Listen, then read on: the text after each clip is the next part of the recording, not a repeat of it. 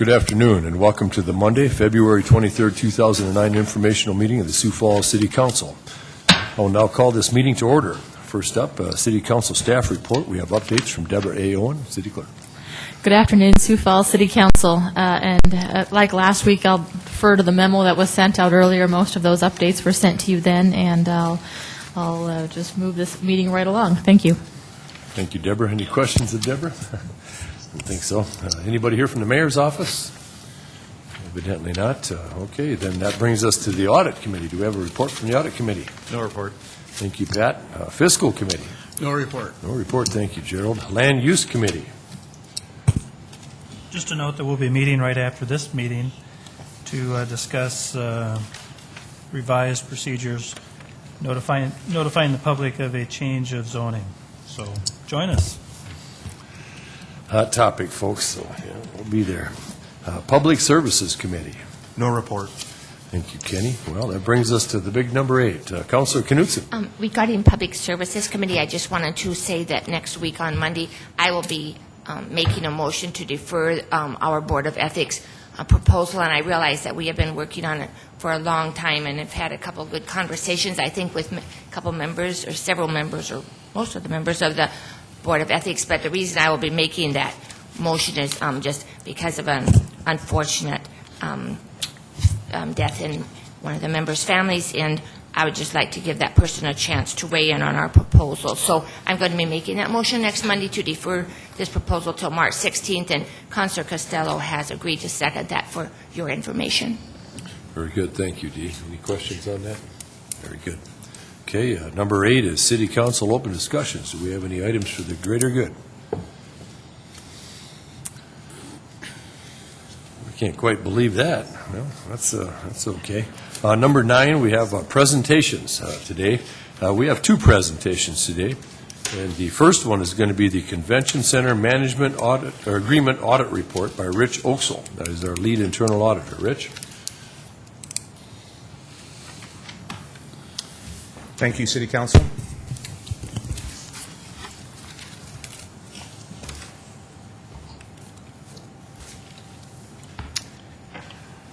First of all, I'd just like to recognize the General Manager of the Convention Centers here, Scott Kavanaugh from Global Spectrum, and also Mike Cooper, the City Liaison to the Convention Center. So at the end of this presentation, if you have some questions that I can't answer, I think Mike or Scott would be able to answer those questions.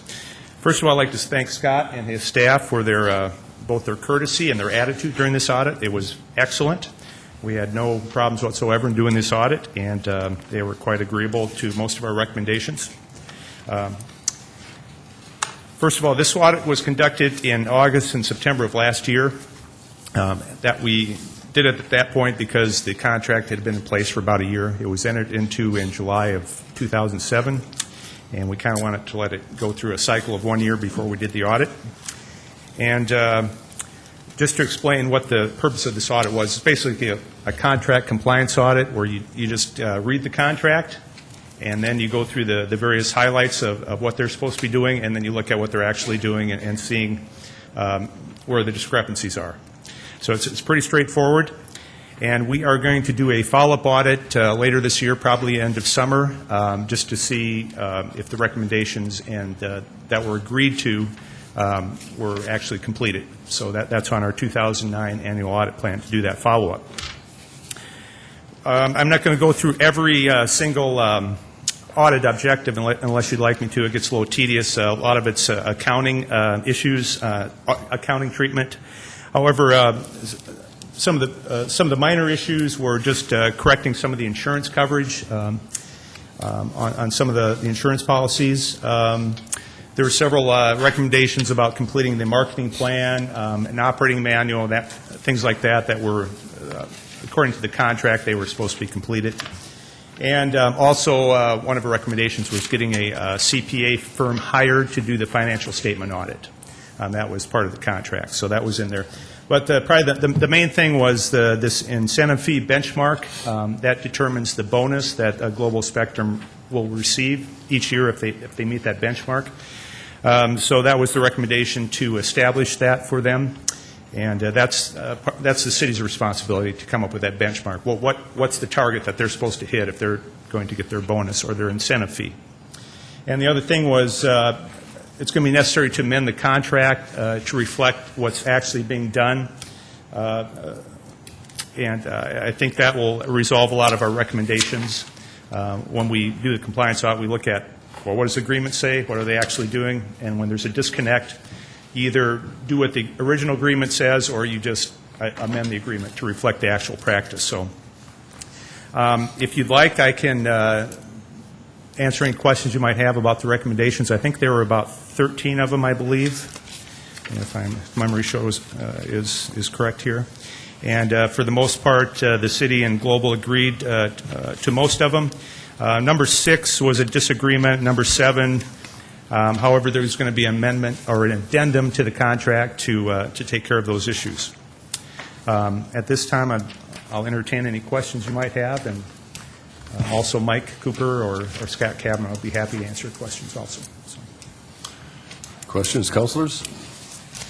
Very good. I got this email about midweek and had a chance to look at it. Pat? Very good. Well, Rich, Scott, did you want to come forward and say anything, or were you just poised and ready to pounce? Well, come on up and let's hear what you have to say there, Scott. Scott Kavanaugh, General Manager for Global Spectrum at the Sioux Falls Convention Center. What Rich's group was very helpful for us, working with, great group to work with. It was interesting. We had our corporate internal auditors in at the same time that are checking, making sure we're doing things. So Rich got to meet our internal auditors, and I feel like I'm being ganged up on. But it was good to work with them, and it was good for them to touch base with each other, so we kind of got a feel that we are doing some checks and balances and making sure that we're handling things in a proper manner here.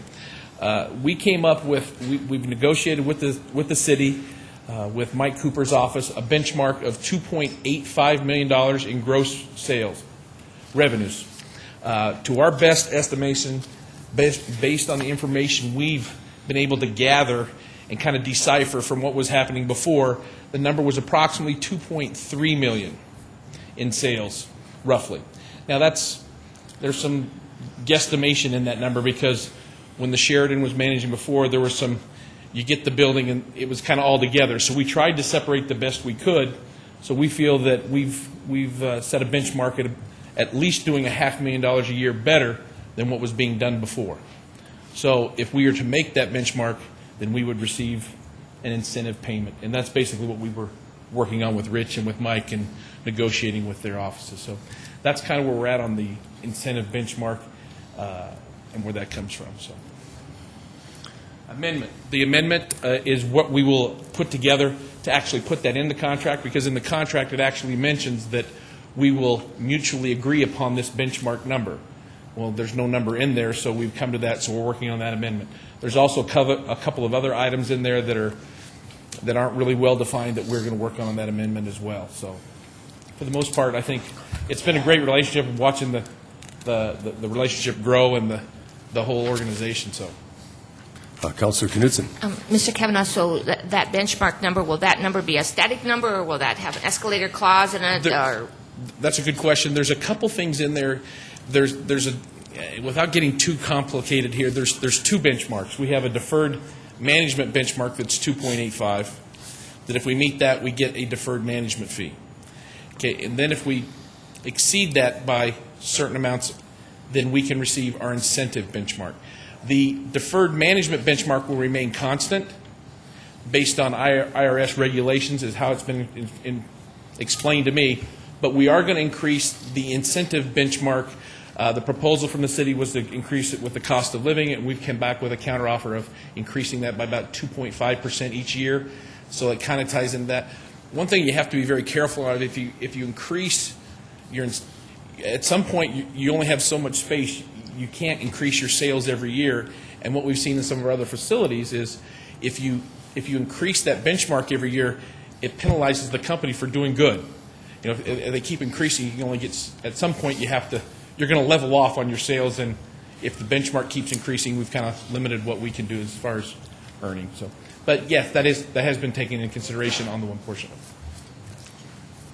Councilor Knutson. And then another question I have regarding the benchmark business is how do those two those two formulas compare with other global spectrum operations around the country? They're pretty similar. It's hard to say because each market is different, but based what you get a better feel for of what's been happening here before. That's what you try to use and establish as your benchmark. Obviously, we felt we could do considerably better than what we've done in the past, but the other thing is that is frustrating from a general manager's perspective is the benchmark can go. I don't care what what's the bottom line. I know that's Kermit's favorite line. I don't mean to steal your line, Kermit, but we cannot be incentivized on the bottom line, which is our net number, because IRS and the way the building was funded, it's illegal to do that.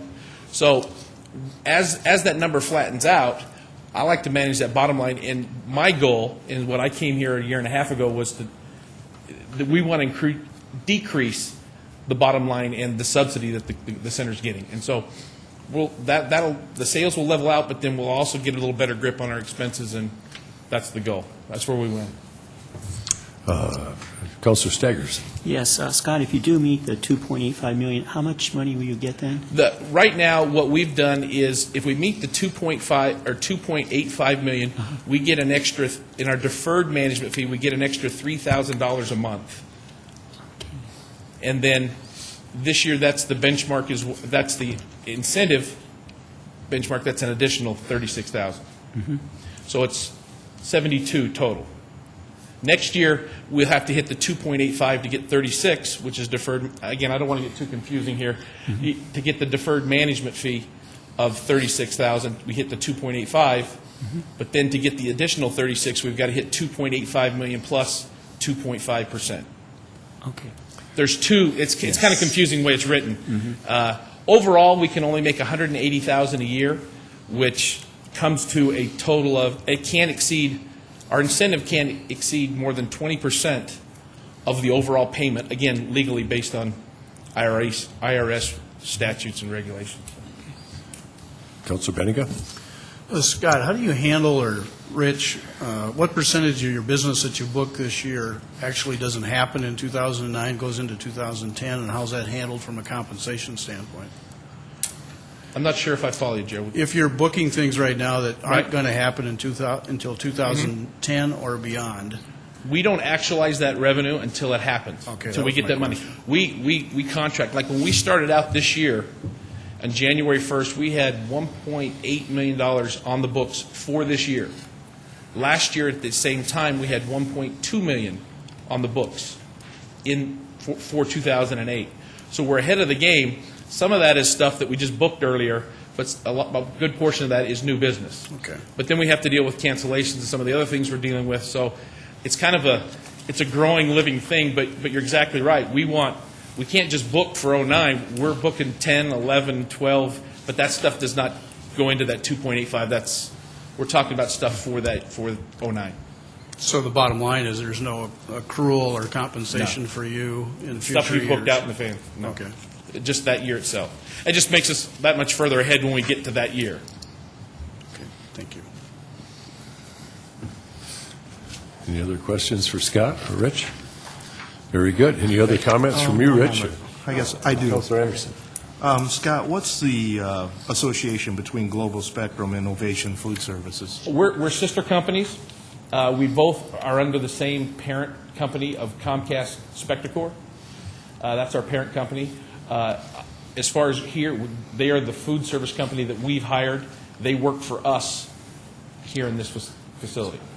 It's similar to some of our other facilities. Not all of our facilities have Ovations. We came in and took over, and other companies were there, Aramark, Centerplate, some of the others. But Do you have any facilities that you manage that have multiple servers as no. far as food? You'll normally have one food service company in each facility because you don't want to get into that. That would create a nightmare, I think. But Very good. Anything else? Very good. Well, thank you, gentlemen. We appreciate you coming forward.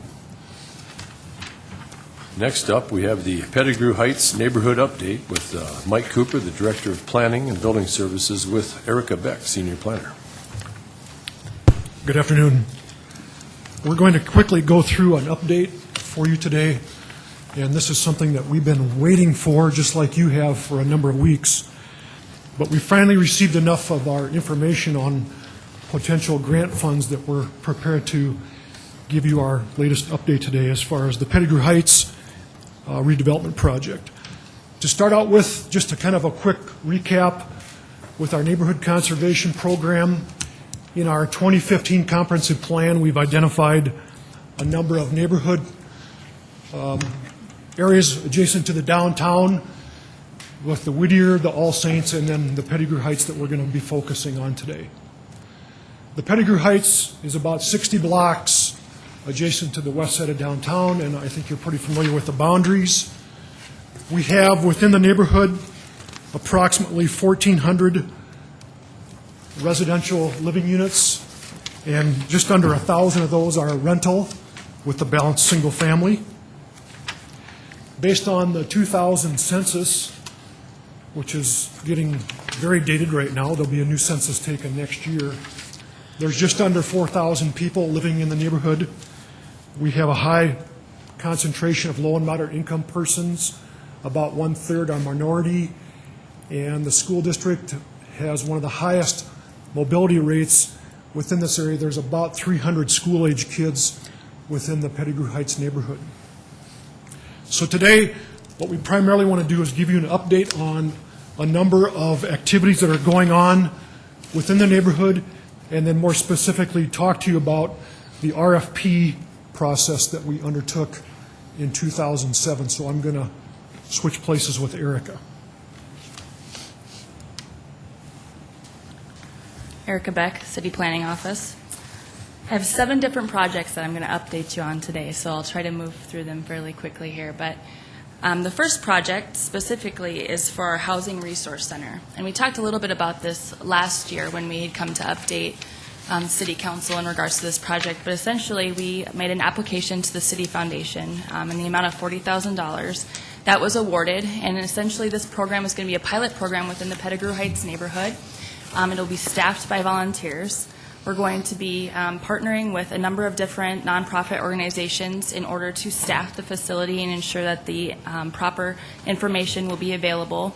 The purpose of the Housing Resource Center is basically to provide a one-stop shop for everyone within the neighborhood, whether you're a neighbor that's living in the neighborhood or you're a business owner. And so we'll be partnering with groups like Sioux Empire Housing Partnership and Volunteers of America. Initially, this facility will be located within the Bowdoin Youth Center. Again, that's where our partnership with Volunteers of America comes into play, and we're hoping that we'll have this up and running by May of 2009. So we will be bringing you more information as we get closer to that time. The second project I want to give you an update on is the Pettigrew Heights Neighborhood Plan. The intent of this plan is to be a revitalization plan for the neighborhood. It's been a coordinated effort in drafting the plan with the neighborhood. We have around 60 people that we invite to those neighborhood meetings, specifically nonprofit organizations, again, residential property owners within the neighborhood. We have a couple of church groups that participate in those meetings as well, and so they've all been a part of this process. And the plan is actually still in draft format. It's out there on our website, so people can access that and provide comments to the City Planning Office if they have those. The purpose, again, is to identify those goals and timelines for implementing those goals within the plan, and then also to identify designated areas of redevelopment specifically within the neighborhood so that we can provide that plan to prospective developers that are interested in doing things within Pettigrew Heights. As a result of the plan, what we hope to see happen is a single-family tax abatement program. I would assume that we'll be coming and talking to the City Council a little bit more about that later in the year, as well as being able to provide more owner-occupied and rental housing programs for the neighborhood. And again, we anticipate bringing this plan to you in late spring of 2009. So hopefully at the same time that we're bringing the plan to you, we can also bring you more information on our Housing Resource Center.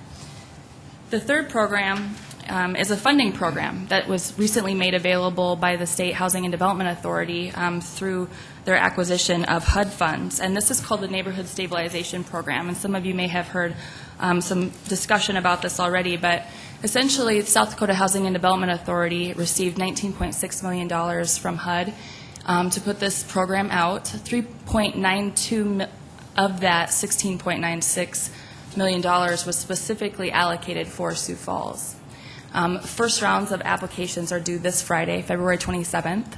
The City Planning Office knows of approximately $3.4 million in applications that will be submitted on Friday for consideration by the State Housing and Development Authority. 4 of those applications are specific to Pettigrew Heights, and 2 of the applications are specific to the Whittier neighborhood. So we're really excited about seeing this program move forward. Next project I want to talk to you about is the 11th and Duluth redevelopment project. This boundary kind of highlights that area as it exists within Pettigrew Heights. The boundary itself consists of 11 parcels of property and 10 structures. In 2008, the city issued an RFP for redevelopment of that site. As a result of the RFP, the city received 1 proposal from St. Joseph Catholic Housing, and that was for the construction of a multi-story mixed-use facility that would house 57 new elderly affordable housing units, as well as about 13,000 square feet in commercial office space on the first floor. Just going to kind of recap some of the project details. We started out with the process again by issuing the RFP for redevelopment. The city actually purchased these properties on September 30th of 2008. We started then by securing the properties, making sure that people weren't getting into them, causing problems. And then on December 13th, we actually held an auction on site for 3 of the structures that we had received interest in from various parties. One of those structures was bid on, and we are working with that family actually on relocating that structure. And that's actually the structure in the top picture there at 315 South Spring. We've also since been working on property remediation. That includes removing asbestos from the property, lead, paint, and mold prior to demolition. We anticipate that the clearing of the site will happen hopefully next week. We're crossing our fingers. We don't know that for sure. It's dependent upon, somewhat upon the schedule of the street department, and so we're working with them to coordinate that effort, and we'll make sure to send out an email to the council as soon as we know for sure when that will happen. We anticipate awarding the RFP this week, and then we are also working with St. Joseph on making application to the South Dakota Housing and Development Authority for several different funding programs, including low-income housing tax credits, home funds, and then the neighborhood stabilization program funding. And I'll explain that a little bit more in subsequent slides. Again, just a recap of the project costs. I think we went through these at our last update, but none of them have necessarily changed. The total that we drew down from the Citibank line of credit to purchase the property and to cover some of these additional expenses was just over $1 million. And the total purchase price of the property was just over $900,000. Some of the other costs that were associated with the project included appraisals of the properties, environmental testing and remediation costs, closing costs, and then carrying costs for the Citibank line of credit as well. And what we've been waiting to bring to you is kind of a recap or a general outline of our project revenue that we've been working on since we issued the RFP. Again, the total that we drew down from the city line of credit was just over $1 million. Late last year, just around Christmas time, we received word from City Foundation that we were awarded a Partners in Progress grant in the amount of $100,000, and that's to assist with this project specifically. Initially, we had budgeted extra than we are actually going to need to use for the environmental cost savings, so we have that extra notified or kind of just marked here as $109,000. And then the property purchase from St. Joseph Catholic Housing will be right at $450,000. This is $8.50 per square foot. And then we will also be making an application to the South Dakota Housing and Development Authority for neighborhood stabilization program funding to assist with the costs of remediation and demolition of the properties that are left on the site. And then we will also be working through the State Housing and Development Authority to use flex funds or home funds to cover the remaining $275,000 that you see there. So all of those items add up to just over $1 million, and we're very happy to present that to you in that fashion. I want to talk just a little bit about the timeline here. Like I had mentioned before, we will be awarding the RFP. We feel that we're in an appropriate place now that we can do that. We'll also be working with St. Joseph Catholic Housing on their applications to South Dakota Housing Development Authority, which requires the city to provide letters of support to those groups. Our letter of intent that we will be providing to St. Joseph Catholic Housing will be contingent upon those funding applications being approved by South Dakota Housing and Development Authority. All of the applications are listed there: the Neighborhood Stabilization Program application, the Low-Income Housing Tax Credit application, and then the Home Fund application. We anticipate being notified from State Housing and Development Authority on the award of those programs, hopefully in April of 2009. And if that goes well and all of those programs are awarded, in the late spring, summer, we anticipate coming back to the City Council for various project reviews. That could include the vacation of the alleyway that currently exists on site. We'll have to vacate that in order to do the project. Any appropriate rezonings that we have to do to accommodate the project, as well as a site plan check. So all those things will be done at that time. In the proposal that St. Joseph Catholic Housing presented to us, they anticipated purchasing the property, closing on that with the city in September of 2009, then with the construction starting at that time and being completed by September of 2010. Any questions on that project before I move forward on some additional project updates? Erica. I'll tell you what, Pat first. Eric, I had a couple questions. First, on your sheet is page 8. I'm not sure which slide it is. It talks about projected revenue, and it says of that, the way I understood it was that of that little over $1 million, $450,000 went to purchase property from St. Joseph Catholic Housing, Inc.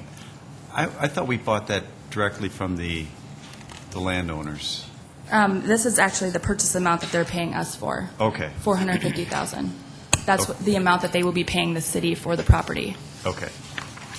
It got me a little bit because it's property purchased from St. Joseph Catholic. And then the other one was on number 5, or the neighborhood stabilization program. And there's $3.9 million that's allocated to Sioux Falls, of which you're aware of $3.4 million for the projects. Those 6 projects, those are just independent developers putting their own projects together and doing them. Right. Actually, what we can do, if you're interested, I can send you kind of a more defined list as we know it. Of course, that's more draft format than anything, but there are some different nonprofit organizations that will be making application. The City Planning Office, for instance, as I've noted on the revenue slide, will be making an application to the State Housing Development Authority for NSP funds specifically to cover or assist with the demolition costs and environmental costs. And I assume that the South Dakota Housing ranks these projects, and then they'll decide which projects to fund? Is that how that works? They have an application that you have to fill out, just like with any of their programs, and they'll be going through there, and based on the information that they receive, as long as you're eligible and they have the funding, then they want to make sure that they are able to use it. And so they've been very good to work with so far. We've contacted them a number of times, both on our own projects and then projects that we're working with other nonprofit organizations or developers on. But is it a first come, first serve? Or Yes, it is okay. first come, first serve.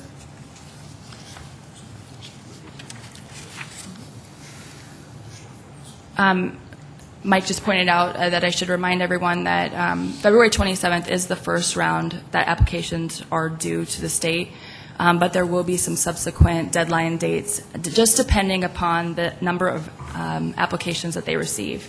So the next deadline date would be the end of April, and then what they had initially told us anyway was that they would go every other month after that until they use all of the funding up.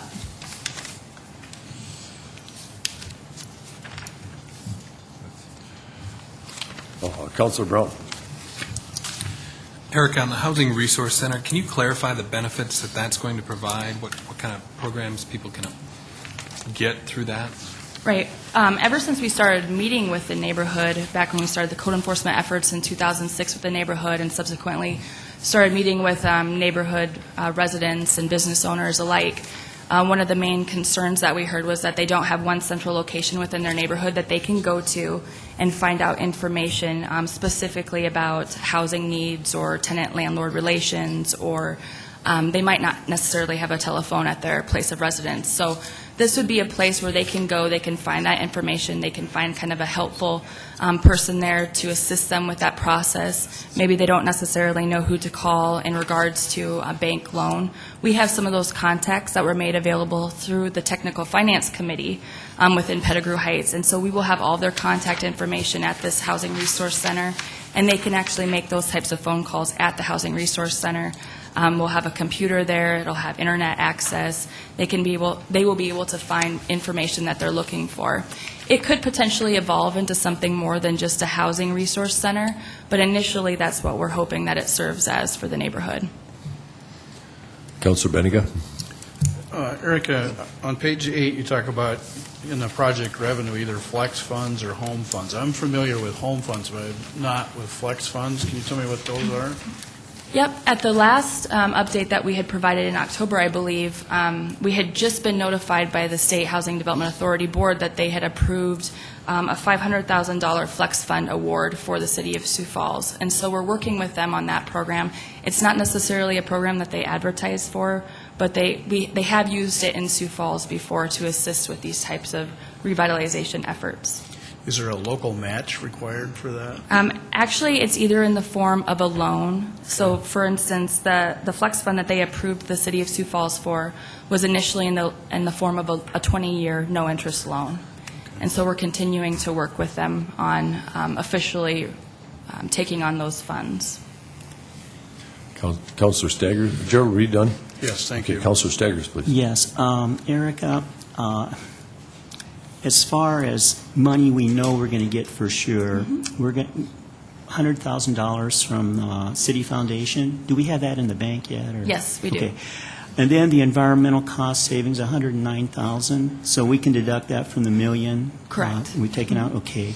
And then the awarding of the RFP, that's St. Joseph Group.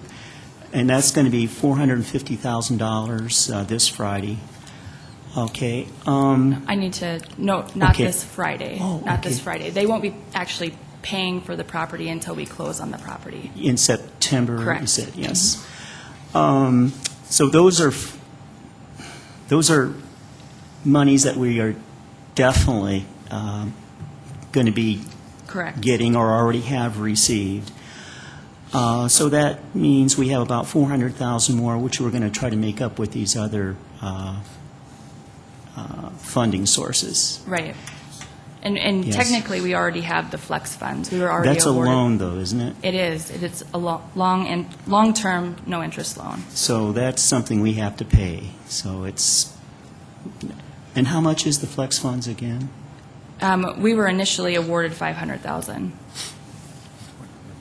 Okay, 500,000. We're not, are we going to use all 500,000? What we applied for from the state was flex funds in the amount of $500,000 to be able to use for revitalization efforts within the Pettigrew Heights neighborhood. So that could come in the form of this project, for instance, or it could be used for a rental rehab loan program or a single-family home ownership program specific to the neighborhood. Okay. Erica, is it, I'm sorry to interrupt, but that 275, is that a liability of the cities, or is that a liability of the development? No, this is a liability of the cities. The flex funds were applied for by the city. So the thing is, we might actually, well, we definitely have 650,000, it looks like right now, but if we have 500,000 more, that's going to cancel out some of that 650,000. Where the overall flex funds are, the intent of those is to assist the city in revitalizing this neighborhood. Yeah, but we're borrowing it.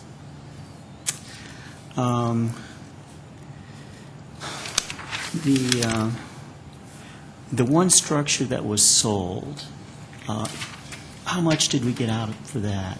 1,000. We got $1,000 for that structure. And you mentioned we're going to be helping them move that, or what? What I meant by doing? that is we've been working with them to try to assist them in contacting moving companies and those types of things, not necessarily assisting them financially. So we're not going to assist them No. financially at No. all in moving? Okay.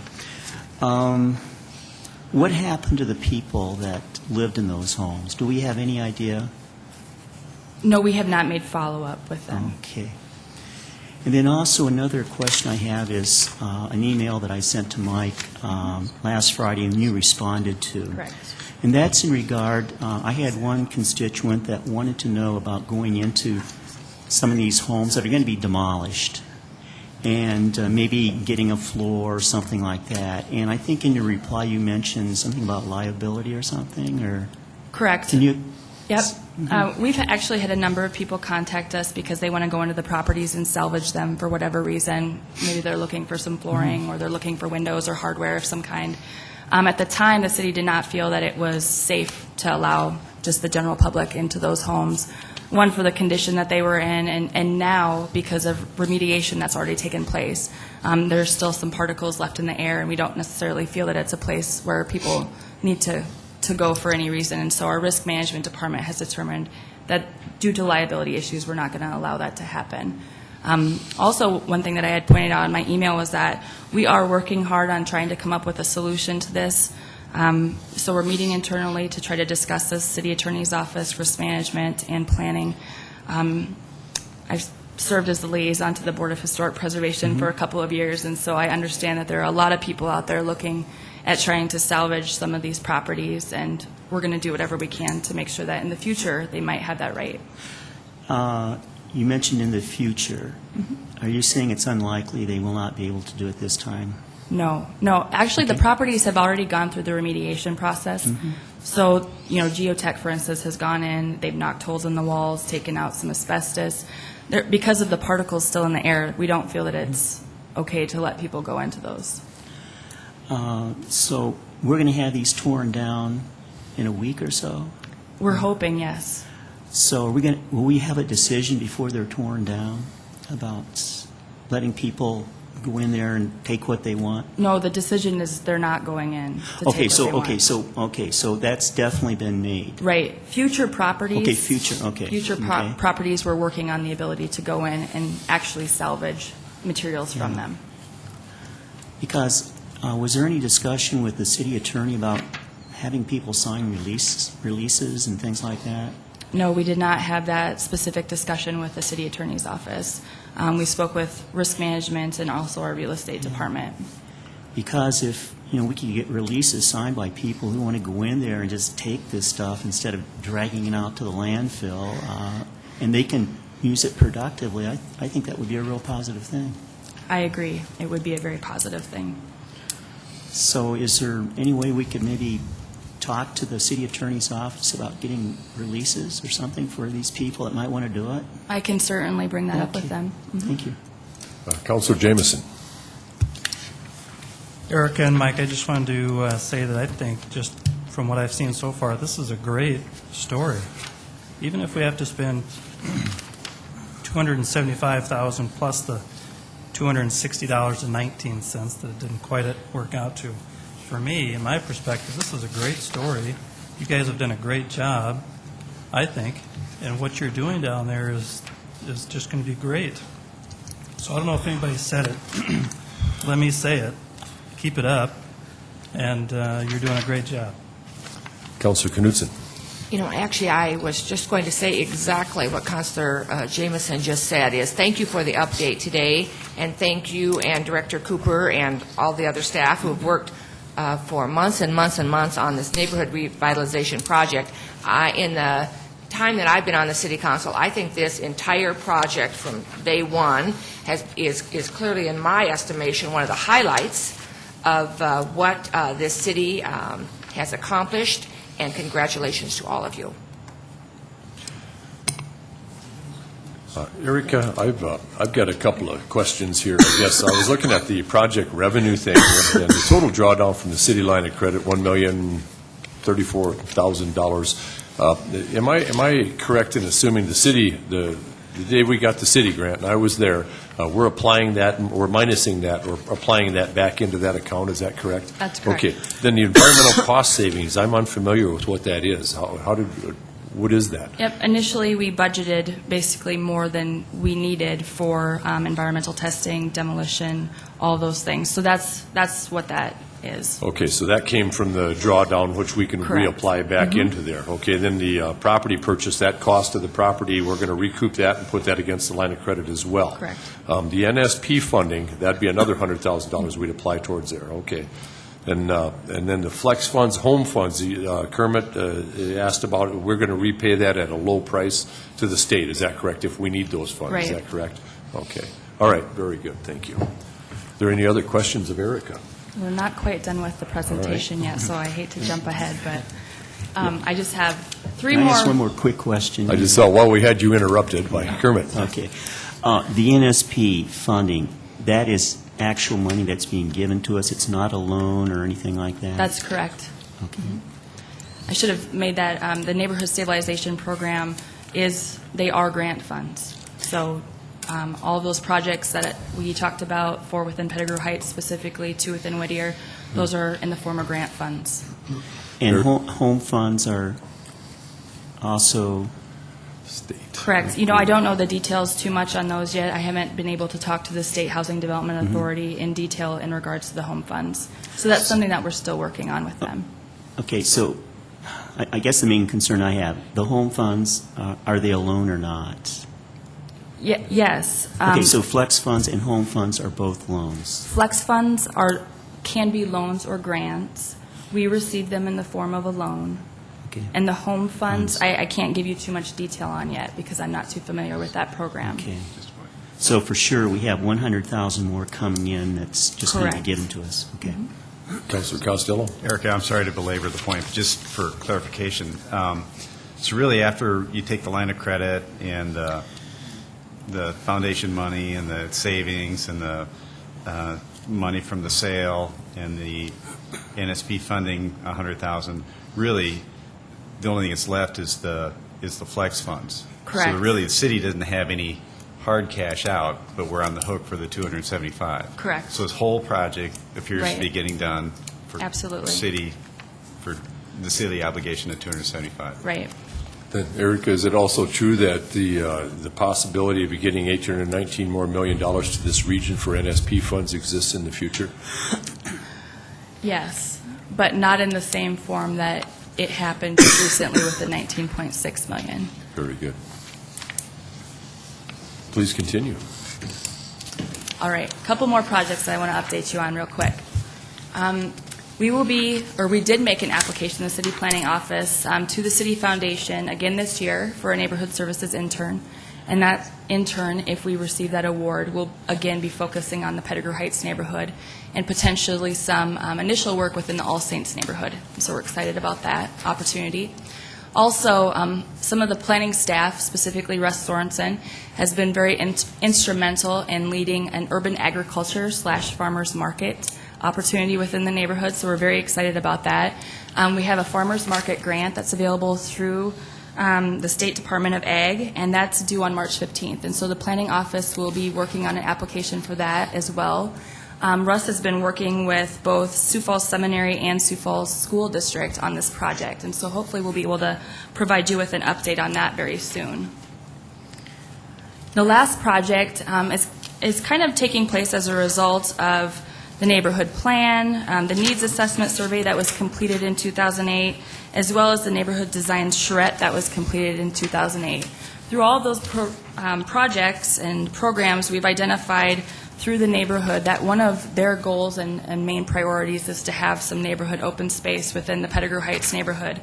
And so throughout this next year, we'll be working on identifying appropriate space for that potential open space, land acquisition possibility, park development, and then also, as we talked a little earlier with the Neighborhood Stabilization Program, another funding opportunity potentially to the state requesting assistance in park development for a potential park site within the neighborhood. So we're really excited about this opportunity, and we think that the neighborhood would really appreciate having this open space within their neighborhood. Those are the only updates that I have for you. If you have any questions, I would be more than happy to answer them. Councilor Brown. Actually, my questions are probably more related to Mike, if he can come up. My first question, Mike, what are we doing in terms of continued code enforcement, since many of the properties there are still on the edge? What are we doing to make sure that that's being enforced? What we're doing is we are continuing with our work with the neighborhood committee so that they can forward to us any concerns or properties that they have in question. And we are continuing to go through and monitor the neighborhood on a very regular basis. There are some citations that we still have pending through the attorney's office to get those collected, but that number is declining rapidly. A lot of the code enforcement problems are being taken care of with the property that we're in the process of demolishing. So I think in terms of overall complaints and violations that we started out with 2 years ago, that number has dropped down pretty dramatically, but we are still monitoring the neighborhood with all the different city departments on a regular basis. And then, as you read recently, our wonderful law enforcement police department is still maintaining a very high level of presence in both Pettigrew Heights as well as the Whittier neighborhood. Are the same code enforcement efforts being used in the Whittier neighborhood as well? We actually have a process there that they've divided the neighborhood committees that we've been working with have divided up the Whittier neighborhood into 9 zones, and they actually have gone out with volunteers and did a walking survey of all the properties and then given to us any properties that look like they are of a concern so that we can follow up with our city staff and see if they are in violation. And we've been working through that process since last year with the Whittier neighborhood. Are you seeing any evidence of, in the Whittier neighborhood, thanks in large part to Councilor Knutsen's efforts, that the neighborhood has really started to take control of that area? Any evidence of that happening in Pettigrew Heights, or anything we can be doing to enhance that effort? The Pettigrew Heights, first of all, the Whittier neighborhood is going to be starting their completing their third annual volunteer cleanup again this year, which we're happy about. With the Pettigrew Heights, we did have a neighborhood cleanup weekend, or I guess it was a Saturday last year, and they're going to be doing that. The neighborhood is going to be organizing that again this year. The Sioux Falls Seminary is working hard to establish more of a neighborhood presence and trying to work with property owners. So there are some what you'd call grassroots efforts that will continue this year to address code enforcement. And then last, I believe you sit on the Sioux Empire Housing Coalition, correct? I'm just wondering, I know they've had some difficulty with the appraisals on the townhomes over there. What's the game plan to get those occupied? That appraisal process has been completed, and now they are going to be moving ahead and marketing those for sale, and I think they're going to be in the $105,000 to $110,000 range. Those are the 5 townhomes at 10th and Menlo. So soon they'll be on the market? Yes. They are on the market right now. Yep. Craig Lloyd has agreed to market them, and the signs are up. So. On behalf of the Housing Partnership. Yes. Do you know what they appraised for? I think, no, I don't. I heard the number, but I can't remember it off the top of my head, but I can get that to you. I thought it was right around 119, 111 to 119, depending on the bedroom. So they're being sold for less than the appraisal, is my understanding, which is a good deal. Mike, I was doing the alley crawl here earlier, and I noticed I was over by about 5th and Spring, between Spring and Duluth, and I noticed that alley, there's been quite a bit of work done on there. There's a house that got torn out of there. I called it the old Stricker's house. So is that part of the city's cleanup efforts as well? Well, there's a number of projects, I should say properties, that either have been demolished or that are on our list for demolition that have gone through the code enforcement process. Well, I was there today, and, the alley's getting cleaned up. A lot of the trees that were hanging over are starting to disappear and stuff, and I think that's just great that we're focusing on that old north end over there as well. See, Mike, were you going to show something? No, go ahead. You can ask while we're looking. Okay, and then one other thing here, this Neighborhood Services Intern Grant. Did we have a gal last summer that was part of that program? Yep. I got to tell you, I was really impressed with her, and I thought she was a very capable gal, and I understand she's available again. So maybe you'd want to try to get somebody familiar with that program, but I'm glad that that's available. So I just wanted to show you the neighborhood map, and we don't have these identified on this particular exhibit, but we have mapped out all the homes that are currently in foreclosure. Community Development, Randy Bartunik is here today. Community Development is also interested in working with the NSP program on potentially acquiring foreclosed properties that they can look at rehabilitation projects. There are a couple locations just to the left of Colville Avenue that we've demolished recently that could again potentially be some infill housing projects. Although they are adjacent to the railroad tracks, it might limit what we can do in terms of funding assistance. But so there's a lot of things going on within this neighborhood in addition to what Erica has briefed you on today.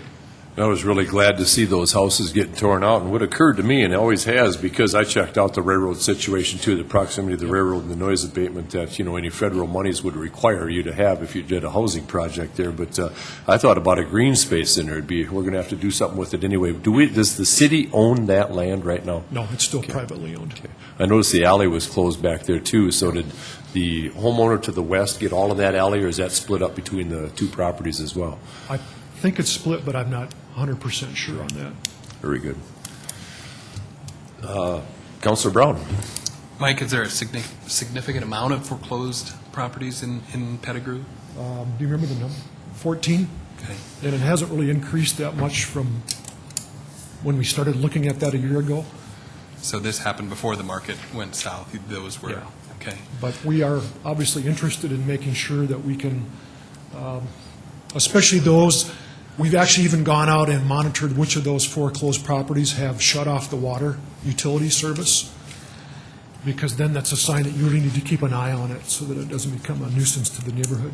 And while we're on that subject, and maybe this is better suited for Randy, are we tracking at all in the city of Sioux Falls how many foreclosed properties there are and whether that's increasing? And are we looking, like other cities, at creative ways to use those for people that are displaced? We are tracking that, as Mike said, along with, outside just the Pettigrew area. We are tracking that statewide. And I don't know if you've got the numbers here. I apologize, I wasn't prepared to have that number I just here. threw that out there, but I just... What we're looking at doing, kind of as a part of what Mike and Erica talked about with the NSP funds, is expanding our neighborhood revitalization program to acquire those properties that we can, and really working on and concentrating the worst of the worst, the ones that need to be tore down, and trying to do and build new houses back in those areas. One of the challenges, I think, that a couple things that we may run into that we're going to have to try to figure out ways to deal with it is those properties where the city has tore down because the banks and the owners have abandoned them. There's going to be some real title work issues to get those cleared up and get them acquired. Because you look at it, and if the owners abandoned or the banks didn't foreclose and try to put a deal together there, they're not going to, we're probably not going to be in a position to get them to acquire it or to acquire it from them at this point. So it's probably going to have to wait out the tax sale. That might be something as a city and the county we need to look at, trying to see if there's ways to speed up that process so that we're not having to wait 3 to 5 years for the property to be sold on taxes. Erica, do you have any sense of how many foreclosed homes we have in Sioux Falls? And Randy, I have another question to follow that up with. I believe it's right around 215, and that's within Minnehaha and Lincoln County, and that was at the end of the year, 2008. 195 of those, I believe, are within Minnehaha County, and 95 of those, 215, actually had the water shut off. So that's what we track on a regular basis. And Mike or Randy, are we seeing any increased complaints from neighbors about those properties not being taken care of by the banks? I ask because in my neighborhood, I've seen one, and the property last summer was not taken care of. And yes. Are we prepared as a city through this next year to deal with that? And that's why we've been mapping those out. And we actually get an update every month from the sheriff's website, and so that we can go out and track those. And yes, we are dealing with both neighborhood complaints as well as being proactive by having city staff essentially keep an eye on them. And I know we should maybe put it in perspective of 215. Is that a highly unusual number? Or I'm sure we always have foreclosed properties in the city, but do we have any basis of comparison? I don't have at the top of my head. It's gone up slightly, but it's not a tremendous jump like other cities around the country have seen. So we're fortunate that we don't have blocks of homes that are in foreclosure. We're fortunate that we're not seeing that. Thank you. Mr. Brown, I do pay attention to those sort of things, and it seems to me we had about an 11% up over the last 2 years, averaged out, so. which is about another 10 to 20 units. Councilor Staggers. Yes, on the farmers market grant, how much are we applying for? $1,000, free money. Wait, okay, this is to go to the farmers market? This is to help establish a farmer's market within the Pettigrew Heights neighborhood. Oh, within Pettigrew Yes. Heights? Oh, okay. I was thinking of another farmer's market, Nope. and, That's one of the things that the neighborhood committee would like to see is an Yes. opportunity for produce to be available to the neighborhood residents. also, too, since we're talking about a variety of things here, the airport overlay, you know, when we passed that ordinance, of course, then we administratively, I think, went through to modify some of the boundaries.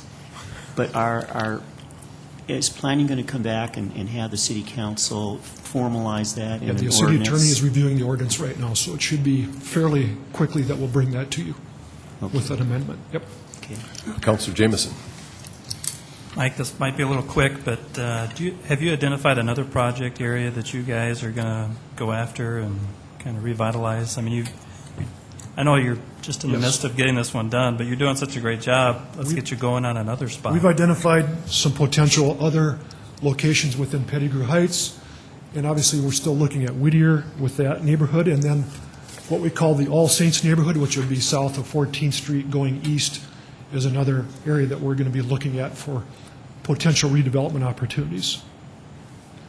And I just, again, like to reinforce what Erica went through with you today on the revenue is the one that we really have been struggling with, and we are overwhelmed with relief that we're able to bring that to you with the revenue that we have identified. And the 275 that is the home or flex funds, we're still going to continue to talk to the State Housing Development Authority to see if we can either get that, extend it out over a very long term, or even maybe turn it into some type of a grant program. So we haven't given up on that idea yet as well. Councilor Staggers. Yeah, the interest on our loan, how much have we paid so far on that? On the Citibank Yes. line of credit, Mhm. I don't know how much we, I think is it 5% interest? but that's, I'm not sure how much we would have paid. Okay. I'd like to remind you, Councilor Staggers, they gave us a $50,000 grant to cover some of that interest earlier as well, so. But we have to pay back a loan, and we do have to pay some interest. Yes, but they gave us a grant to pay Yes. that interest with as well. Right. Did they? Yeah. Councilor Knudsen. Well, maybe this was already, maybe you already mentioned this today and I missed it somehow. Is there any chance that we would get any of the federal stimulus money for this great project? Not, well, the NSP money is part of the federal stimulus. Councilor Staggers. Yeah. I guess this is the first time I was aware that Citibank had given us money to pay the interest. They gave us $40,000, right? Yeah, For a housing resource center. Yes, Did they give us something for interest? yes. Why don't you go ahead and, Yeah, go ahead. we didn't put that on our sheet. No, I haven't included that, and I apologize. Actually, early in 2008, we received a grant from Citibank. It was kind of at the same time where we received the city line of credit officially, and that grant was in the form of $50,000. Essentially, what that was to cover was the carrying costs associated with the line of credit in particular. So we still have that money in the bank, the $50,000. The interest that we're being charged is 5.5%. And then that is due at the time that we pay that grant or that line of credit back to Citibank. Do you have any idea when we're anticipating paying it off, the line of credit? We would pay that back at the time of closing. So in September, then? Correct. Okay. And we'll continue to work with St. Joseph Catholic Housing in terms of moving that closing date up if we can.